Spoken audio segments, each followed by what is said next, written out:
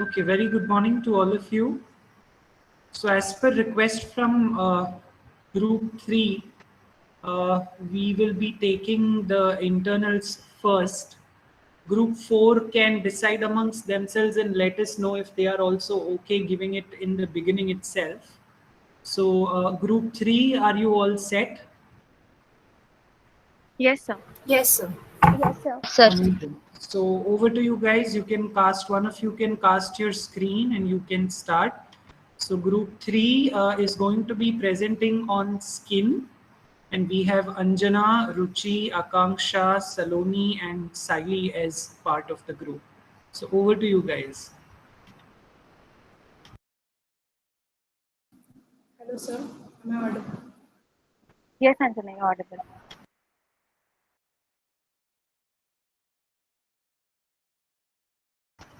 So yes, one more point. As per the requirement, your presentation will be recorded. So whoever is presenting the screen can start sharing the screen now. Yes, sir.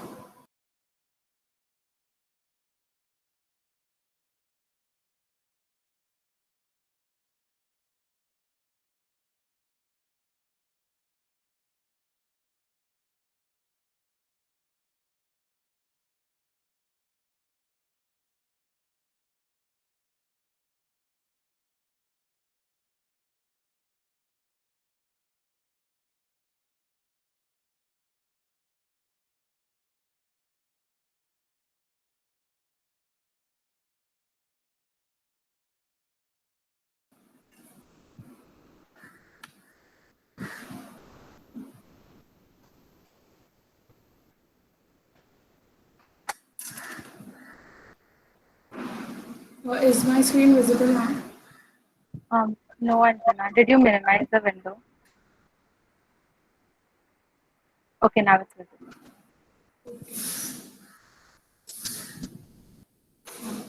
So,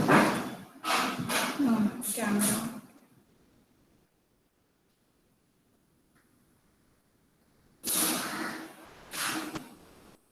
Sorry for the delay. So,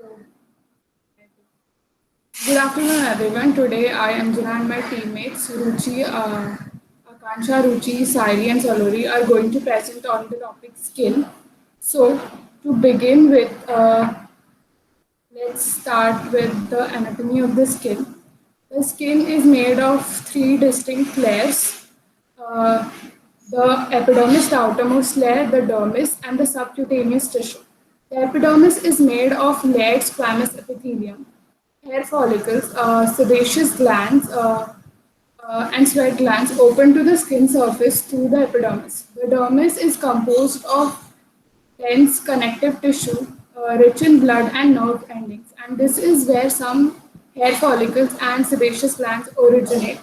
The subcutaneous tissue contains loose connective tissue and is rich in fat. Deeper hair follicles and sweat glands originate in this layer. Below the subcutaneous layer are thin facial membranes, sheaths or bands of fibrous tissue covering the muscles, ligaments, and connective tissue. The skin is the body's largest and thinnest organ. It forms a self-repairing and protecting boundary between the skin's internal and external environment. Skin plays a crucial role in the control of body temperature, excretion of water and salt, synthesis of important chemicals and hormones, and as a sensory organ.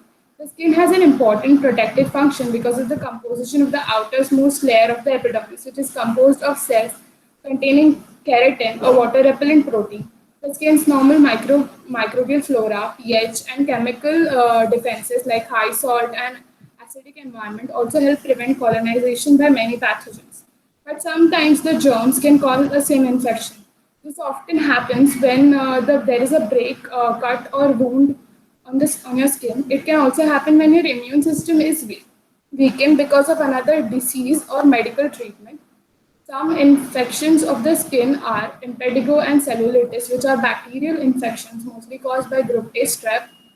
Dermatophytes is a category of fungal infections including ringworms, Achilles foot, chalk itch. Necrotizing fasciitis, also called as flesh-eating disease, is mostly caused is believed to be caused by group A strep. Shingles, shingles is also known as herpes zoster, is caused by varicella zoster virus, which is the same virus that causes chicken pox. Warts is caused by viruses in the family of human papilloma virus. Scabies is a itchy skin condition which is caused by a tiny burrowing mite called Sarcoptes scabies that burrows under your epidermal layer and lays eggs there, which causes itchy conditions. Now to hand over to Ruchi to explain the sample collection procedure. Thank you, Anjana. Good morning, everyone. I'll be talking about different samples that can be collected and how they are collected. In most cases, the collections of specimens is performed at the lab.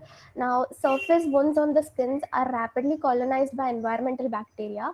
Therefore, if there is an underlying skin infection or wound infection or associated cellulitis within the skin, a superficial specimen collected on a swab is more likely to reflect the colonizing microbiota. Even if the true pathogen is recovered from the colonizing microbiota, it is not possible to determine which of the many organisms has caused the disease.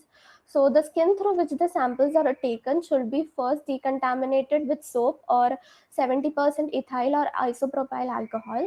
Now, there are various kinds of samples that can be collected, like the skin scrapings.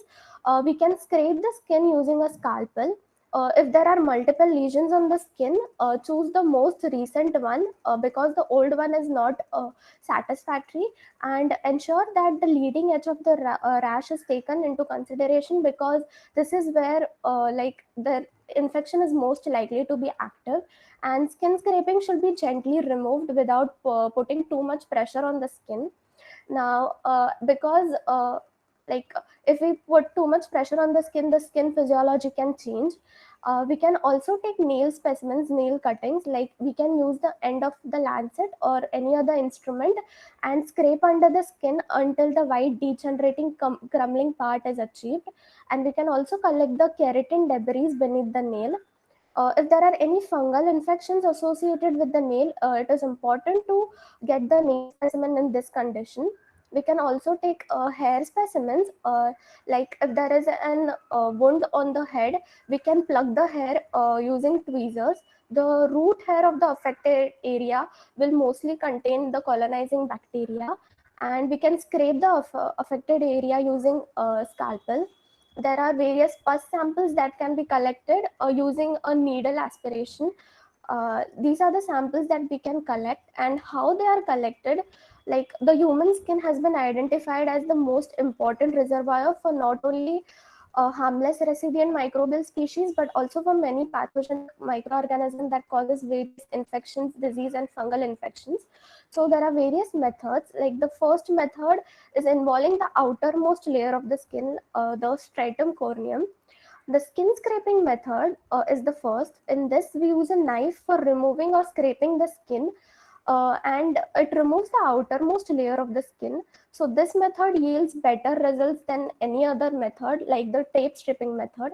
The only defect in this method is that repeat sampling of the same site is difficult, and skin physiology is also changed in the process of sample collection. There's also a tape stripping method.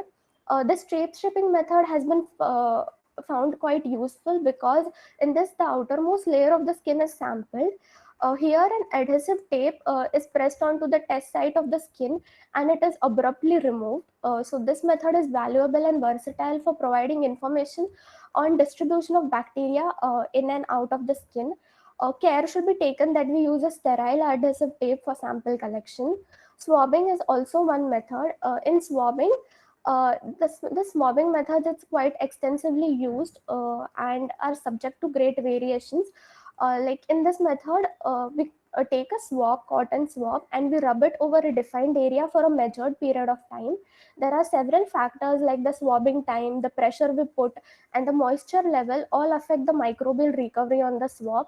So moist swabs are generally preferred than dry swabs in swabbing technique. Now, skin biopsy is also one procedure, but in skin biopsy, it's a procedure to remove cells of skin samples from our body for lab examination. So doctor uses skin biopsy to diagnose if there are any abnormal conditions or is there any abnormal tissue that's growing in the body. So there are three main types of biopsies that can be done. First is the shave biopsy. In shave biopsy, we use a tool which is similar to a razor, or we can also use a blade to remove the small section of the top layer of the skin. Next is the punch biopsy. In punch biopsy, the doctor uses a circular tool to remove the small core of the skin, including some deeper layer of the skin. An excisional biopsy, the doctor uses a knife to remove the entire lump of the skin or the area of the abnormal skin. Now, a skin biopsy is usually done to diagnose or help treat skin conditions like inflammatory skin conditions or skin tags, or there are some suspicious moles or growth on the skin. Then we do mostly skin biopsy. There's also one technique called aspiration. This is most often done on swellings and lumps under the skin. In this, a fine needle aspiration is used and it's inserted into an area of abnormal appearing tissue or body fluid. So there's a vacuum inside the syringe which causes the body fluid or the abnormal tissue to get aspirated inside the syringe. It's mostly done for testing for cancer. So now that we have seen the various methods through which we can collect the samples, we'll see how they are transported to the lab for testing. Over to you, Akanksha. Thanks, Ruchi. So after the collection of specimen, the next most important step is about transporting the sample to the laboratory. Here are some criteria that we should keep in mind while transporting the sample. So before transporting the specimen, it should be labeled with the patient's name, identifying number, date and time of collection, and the source. So ideally, specimen should be transported to the laboratory within 2 hours of collection. All the all the specimen containers should be leak-proof, and the specimen should be transported within a sealable leak-proof plastic bags with a separate section for a paperwork. This bag should be marked with a biohazard label. As we all know, many microorganisms are susceptible to environmental conditions. Thus, use of special preservatives and holding media should be added to the sample before transportation in order to avoid the degradation of the sample. This media is used to ensure organism viability. These media are essentially solutions of buffers with carbohydrate peptones and other nutrients and other growth factors designed to this media designed to preserve the viability of bacteria during transport without allowing their multiplication. In this medium, sodium thioglycolate plays important role. Specimens of anaerobic culture should be maintained at a room temperature. Under this condition, aerobes and anaerobes will survive 24 to 72 hours when properly collected in the anaerobic transport tube. In the case of abscess sample, it should be kept in a transport vial and should be transported to the laboratory as soon as possible. The recovery of anaerobes is comprised if the transported times exceeds than 3 hours.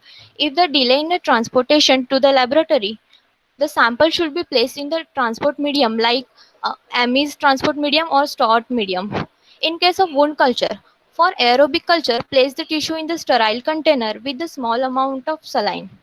And for non-anaerobic culture, if appropriate, place the tissue in the anaerobic transport tube. The skin biopsy sample should be placed in the sterile container with the mixture of water and preservative. This sample should be remain refrigerated in the fixative solution no longer than 24 hours. Sample of pus are preferred to swabs. When using swabs, the deepest part of the wound should be sampled, avoiding the superficial microflora. Swabs should be well soaked in the pus. If there is any delay in a it should be refrigerated. Swabs for bacterial and fungal culture should be placed in the transport medium provided in the tube. This is about transportation. The next part about precautions to be taken will be explained by Saloni. Thank you.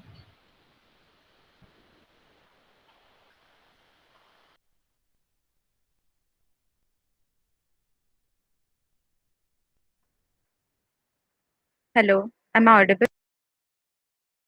Yes, you're audible, Saloni.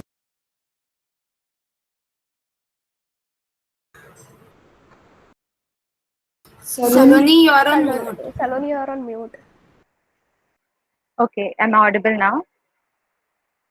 Yes, you're audible Yes, now. yes. Okay, so good morning, everyone. I'd like to discuss the precautions that are to be taken while collecting the sample. As we all know, the skin has its own microflora, but we don't need these bacteria in our sample that we are collecting. Thus, the material that we are collecting must be from the actual site of infection. It is to be collected with minimum amount of contamination from adjacent tissues, organs, or secretions. Then optimal time for collection of specimen must be established to provide the best chance of recovering the causative bacteria, causative microorganisms.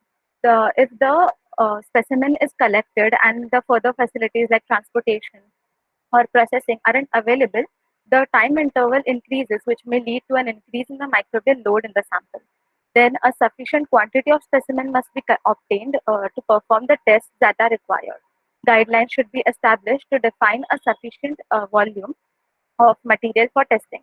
In most active bacterial infections, sufficient quantities of pus, purulent secretions are produced that the volume should not be a problem. However, in some cases, the person who is collecting the samples must not only submit only a small amount of sample. If the specimen will be exhausted before all the testing can be performed, then the report should indicate that the material submitted for examination was scanty. Then we have appropriate collection devices, specimen containers, and culture media that we must ensure that we we must ensure that we recover optimal amount of microorganisms. Then sterile containers should be used to collect most of the specimens. However, in some cases where microorganisms aren't involved, they could be considered to be an exception for using non-sterile containers. Although it must be noted that even in these cases, a clean and dry container must be used. Then the container should be provided with a tightly fitted cap or lid to prevent a leakage or contamination during transport. Then we have the specimens that should and which should not be allowed to remain in contact with the swab any longer than the necessary time. As mentioned earlier by Akanksha, swab should be placed in a transport medium or moist container to prevent drying or death of bacteria. However, skin scrapings and nail clippings for recovery of dermatophytic fungi should be submitted dry and in a clean container to prevent the overgrowth of bacteria. Now let's further discuss about the gross specimen examination of the sample on the basis of color and consistency. The color of the pus varies from greenish yellow to brownish red.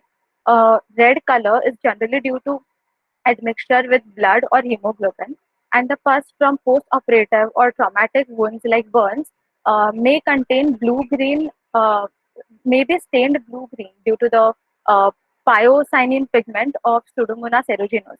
The consistency of the pus may vary from a turbid liquid to one that is very thick and sticky. One thing to remember is that the notation should be made regarding the status of the specimen. So more if more than one person work with the sample, the result of the gross specimen examination are available for consultation. Now I would request Siley to take over from here. Thank you. Thank you, Saloni. Now, as we have talked about the collection, transportation, and precautions to be taken, let's move on to the time within which the transportation and processing is to be done. So, once the sample enters the laboratory, there are a number of steps needed prior before testing. As Akansha mentioned earlier, that after the collection of the sample should be placed in a sterile container, and the sample has to be transported to the laboratory within 2 hours. Verification of this sample is a crucial step which we need to follow. We should verify whether the sample is properly labeled, is it in good condition, in adequate quantity for testing, etc. Samples of hair, skin scraping, and nails have to be present in sterile containers. And if there is any delay in the setup of the sample should be kept at room temperatures. Do not refrigerate the samples as dermatophytes may grow at lower temperatures. Skin biopsy samples should be kept moist and in sterile saline. Dried sample should not be used for testing. Send the sample to the laboratory as soon as possible. But in case of delays, store the biopsy samples at 4 degrees Celsius, but do not freeze the samples. If such criteria are satisfied, the laboratory should establish a rejection. Are not satisfied, then the laboratory has to establish a rejection criteria. But sometimes it's difficult to reject the sample. But remember that poor sample won't give accurate results. Record the reasons of rejection in the logbook. Sample processing should be done within 1 to 3 hours after collection. Moving on to the diagnosis part. Firstly, we have to choose the BSL levels according to the samples to be tested. After all the processing conditions are satisfied, the sample goes through several testings according to the priority of the sample. Clinical examination, staining techniques, and culturing of sample is done. The samples are generally cultured on medias like mannitol salt agar and sabrot dextrose agar for the adequate diagnosis.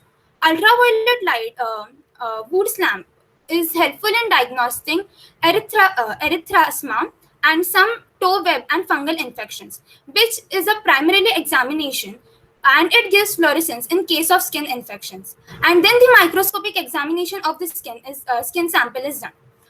Microscopic examination with KOH preparation of skin scales, nail scrapings, or hairs on the slide is useful for detecting the for the detection of fungal infections. As we all can see in this image, that we can see the fungal hyphae. The laboratory even needs a proper system to allow tracking the sample throughout the laboratory from the time it has received the sample until the results are reported. And the most important thing that we all should remember is that communication between the physician and the microbiologist is particularly important in order to diagnose and manage the patient with infectious disease. These are the references which we have used, and thank you.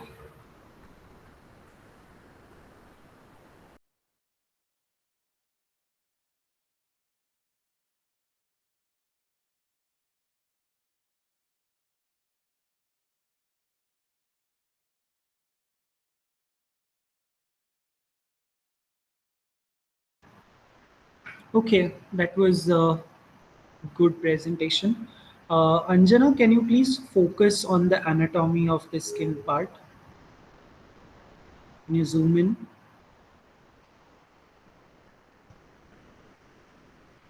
Right. So, Anjana, when you speak about these different layers of skin, can you tell me that infections are caused in which of these layers? I mean, are all of these layers susceptible to infections, or are there, specific layers of the skin where infections are more prevalent? Sir, first of all, like all layers of the skin are susceptible, mostly if the immune system of the host is weakened. First of all, epidermal, like most of the superficial infections happen in the epidermal or dermal layer, mostly because of cuts, wounds, or something, opening in the skin layer. Uh, it also happens near the near the hair follicles or the subcutaneous tissue. Even the fascia can be affected if the infection goes deeper. So basically, all layers can be affected.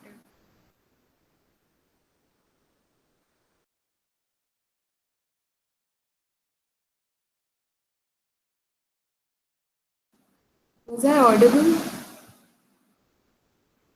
Yes, yes, Anjana. Yes, okay. So I think students can also start putting up their questions in the chat box. That will stir up a good discussion. Till then, Anjana, can you focus on the sample collection part, please?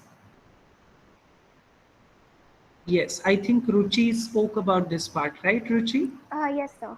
Yes. So, Ruchi, when you are taking biopsy samples, is there any specific sample size? I mean, in terms of quantity that is normally prescribed during sample collection? Is there any specific sample size that you came across? No, sir, but I guess depending upon the growth on the skin, like if there is any lump or growth, unusual growth on the skin, it's better to take the whole part of the lump so we can diagnose it and we can maybe able to understand what's the cause. Right. Many a times there might be even infections wherein there are exudates. I mean, there is pus, there is fluid that's leaking out of, the Yes, lumps sir. and on the skin. So in those circumstances, how is the sample collected? Maybe we can use a swab for collecting the pus sample. Okay. Uh, Fine. Yes, I think there are a lot of questions popping up, so you guys can start taking those up. First of all, to answer Akhil's question, skin is the first layer of defense against any kind of microbial infestation or infection. So, if the host has an already weakened immune system, so there is a layer of carotenoids on the first. That's the first layer of the skin, which detects the presence of pathogens in cuts or wounds if there are any, and signals the immune system to activate. Triggers an inflammatory response. So, if the immune system of the person is already weakened, this response will be delayed so that the pathogen gets more opportunity to cause higher damage. And for Sarvesh question, in case of fungal infection, which layer of the skin is affected? Like funguses are mostly growing for the keratin layer of the skin. Like there is a carotenoids which contain keratin protein. The fungus grow mostly on these. So they are grown on the superficial layer, like the epidermal layer. The nails also have keratin, so they grow there also, and even in the hair sometimes. Okay, Um, so okay, Ishan, you continue. okay? Huh. So Ishan, you asked the role of KOH in the skin test for fungus. So KOH destroys the healthy skin cells, and if there are fungal infections which are present, then they are left behind because the KOH does not destroy the fungal cells, as the fungal cells have stronger cell walls. So we can detect that if any fungal infection is present or not. Um, to address Nikita's question, sometimes we collect like nails. Okay, so in nail samples, I'm not really sure if microorganisms are involved, and even like other cases, sometimes a sweat is collected, the oils are collected, sebum is collected from the skin. So in those cases, like if we are just performing some biochemical tests where these are not involved, microorganisms are not involved, um, then we can use non-sterile containers which are clean and dry, because we are not checking for microorganisms in those cases. So only then. Akhil, sodium thioglycolate is a reducing agent which maintain the low oxygen concentration that it creates anaerobic condition when it reduces the molecular oxygen to water. Uh, Sodium thioglycolate consumes oxygen and permit the growth of anaerobes.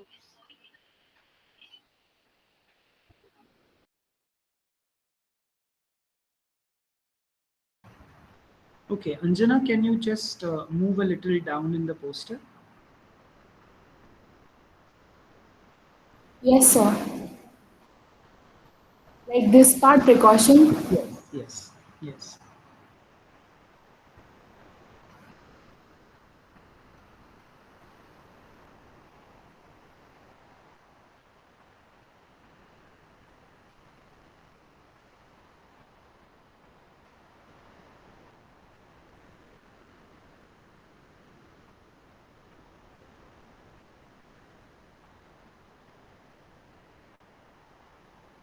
Okay, just go सबसे right hand side पे एकदम top पे जो table है.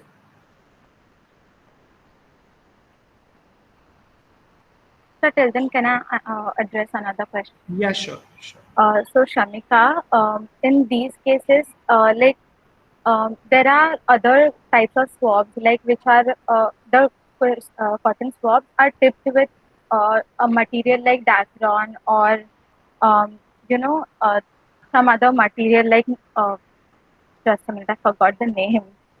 Shamika, we can also use Ryan polyesters. Yeah, thank you. Yeah, Yes. so we can use those to so the damage is reduced. इसके भी ऊपर Anjana, not this table, the one above this. The gross specimen examination. हाँ, yes. इसके ऊपर कुछ है ना? Okay, okay, fine. So here nail scraping. What are you exactly talking about in this case?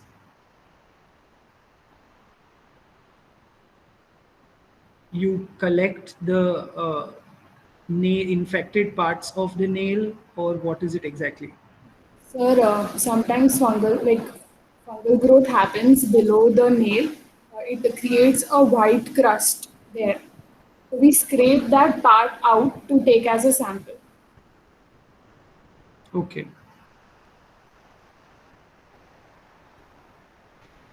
I think Akshay has asked a question related to that only.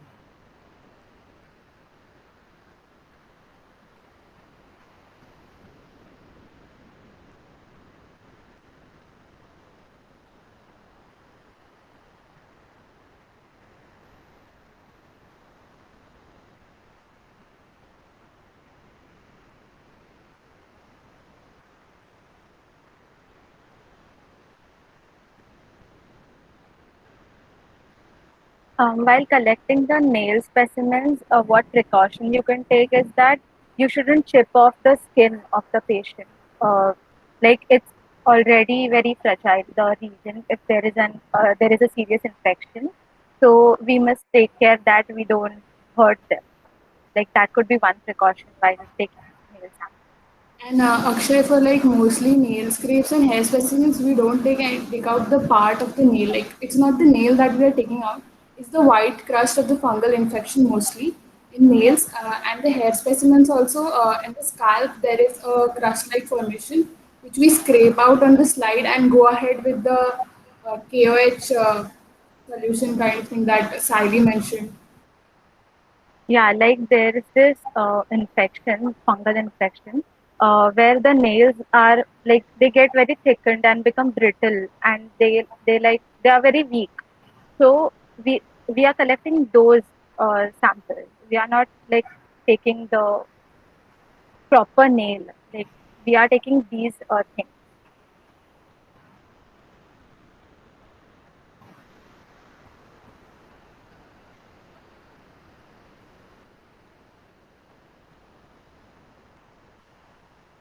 Okay. Nitin sir, do you have any questions? Yes. There are questions in the chat box, students. Please address those.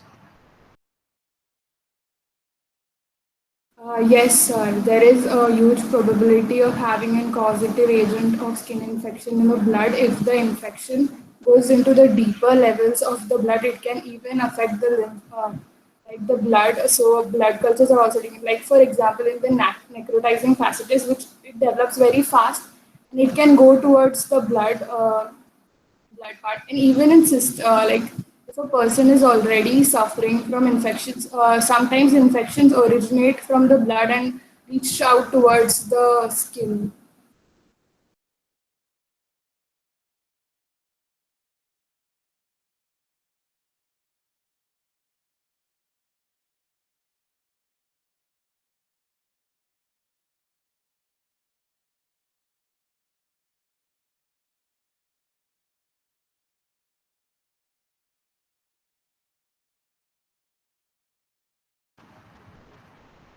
Yes, there's a question from Sahil in the chat box.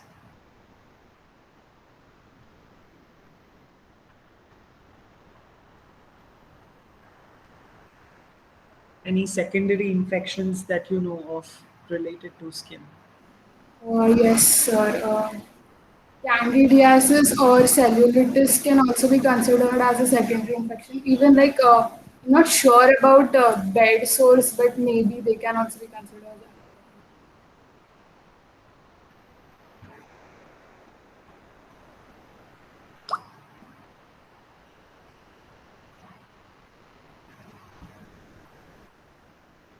Nirmiti, by specimen sample, do you mean the first sample? Okay, so in some cases, it is the, as I mentioned, it is the pyocyanin pigment produced by Pseudomonas aeruginosa. But in some cases, like if the injury or wound is like very serious and there is involvement of blood, it could also be due to alpha hemolysis caused by some organism in the pus. Like the mixing of blood and pus happens, right, which causes the reddish color. So if there is some alpha hemolytic bacteria there, we can get the greenish color due to the bile.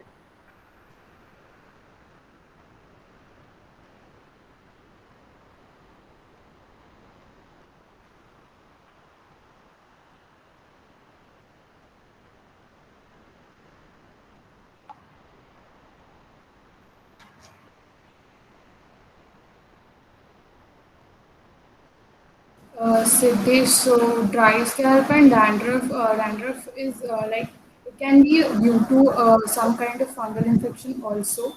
If you are going further in some kind of a lesion or pulse sample that is in the hair, dandruff can cause a problem as we will not be able to identify the exact causative agent of the infection we are looking for mostly.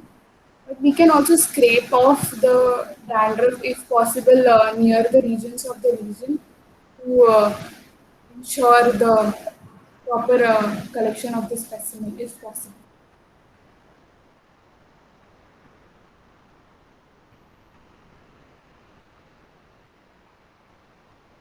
There is a question from Nitin sir in the chat box. Can anyone add a few points on acne vulgaris?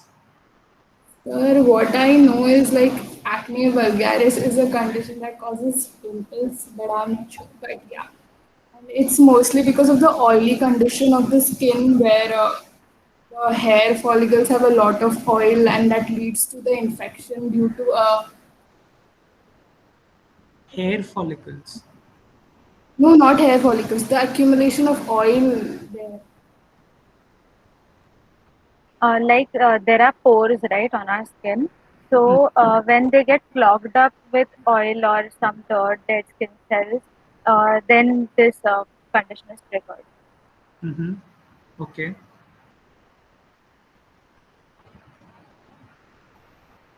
Akanksha, there is a question for you. I think this will be the last one that we take. So in biopsy sample, preservative we should use is a formalin, which is fixative agent.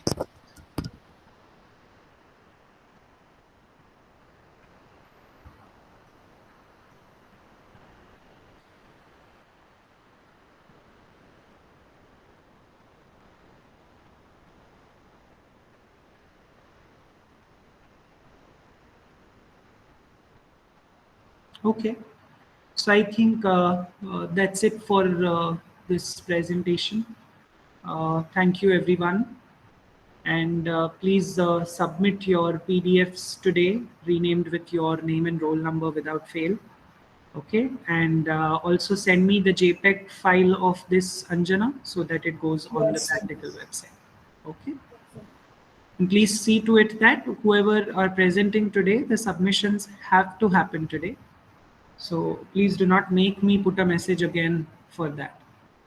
Okay, Yes, good sir. job.